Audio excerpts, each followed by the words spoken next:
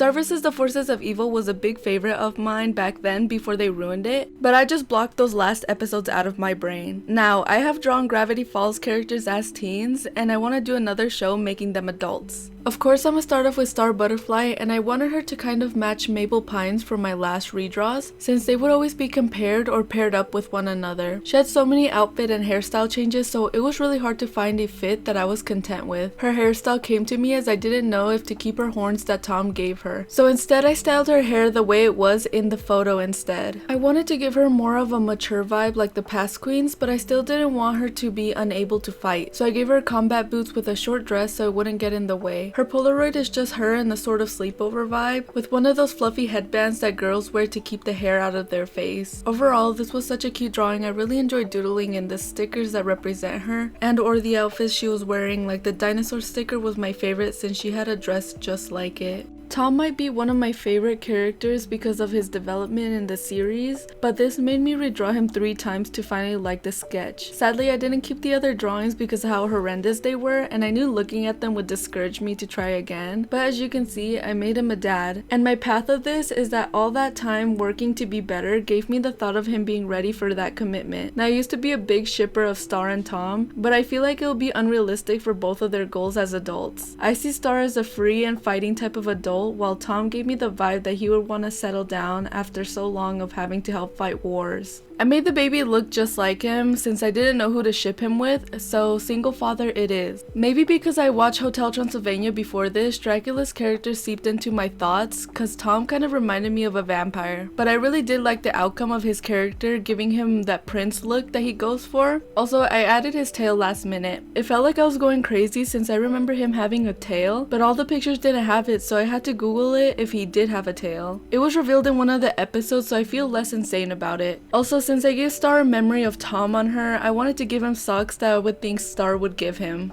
I had a ton of fun drawing Marco since we do see him as an adult in the show, but I wanted to mix that into my drawing as he wouldn't look just like that since he isn't in that world/universe. But I took those genetics he has of glowing up by making him more on the buff side, but since he isn't out there fighting for his life, I could have played with his outfit and hairstyle a lot more. I kind of went with the nerdy chill fit cause I feel like he would want to dress up a bit but not so overly dressed. He would totally be more on the muscular thick side with all the fried things he'd be eating, but also I would think he would work out with his karate class or just in the gym. I had to of course give him facial hair that he was so adamant of growing. I live in such a Mexican neighborhood and any dude out here be going through that phase of that mustache and the hair on the chin, probably because their beards aren't fully growing during their 20s. Star would totally give him this cute apron he has on as he loves to cook. On the bottom left, I drew a skull with the mariachi sombreros cause my favorite episode was the blood moon dance. His fit was fire in that episode.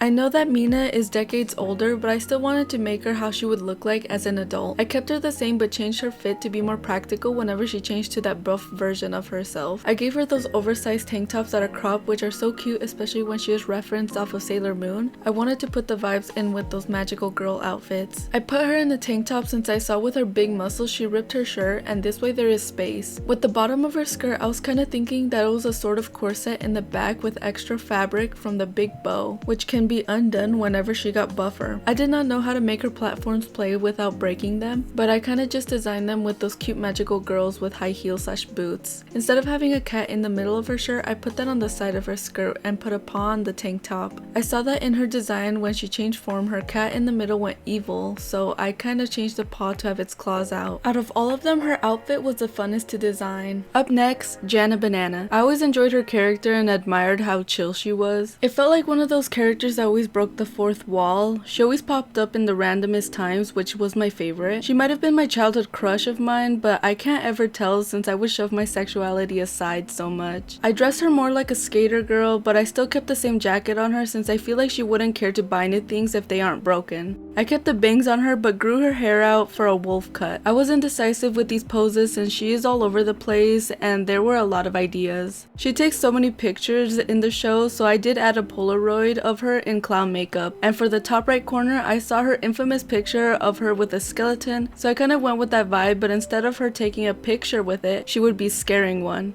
Janna was always super enjoyable to watch since she vibed with everyone and went with the flow of things. I think she was the easiest one to design because I didn't want to change her that much and she kind of gave me like skater vibes. I have a feeling that Janna and Marco would have dated if Star never came to Earth. I don't know if that's just crazy, but like she always had a crush on him, so I thought it was pretty cute of them to be together, even though like he didn't like her like that since he liked her friend. I really do believe opposites attract, and they're total opposites, as she is really messy while Marco is super uptight. Jackie Lynn Thomas is such a laid-back character. I didn't really have much of an opinion on her, but with her adult design, I knew immediately it would be beach-based since she really loves the beach and has the aesthetic of it. I wanted to keep that flow, but I changed her hair to be picked up since the ocean water totally ruins hair. Her skateboard, which I really thought was a longboard, but I wanted to Google it because I knew if I got it wrong, I'll be burned at the stake by people. So I decided to keep her skateboard because it feels really sentimental towards her. I changed her hair dye to the front part of her hair. I was thinking about changing the color, but the cyan is such an iconic color for her. Most of the episodes she would be wearing some sort of shade of green/blue, so I didn't want to take that away from her. I hate cyan, but it just looks so good on her character that I refuse to change that. I loved everything about this drawing. It reminded me a lot of the photo albums where you would decorate the page full of things from that certain place. Not gonna lie, I wish I made her more tan, but I will change that some other time. Lastly, my favorite girl character, Kelly. If she had a whole show based on her, I would watch that shit 24/7.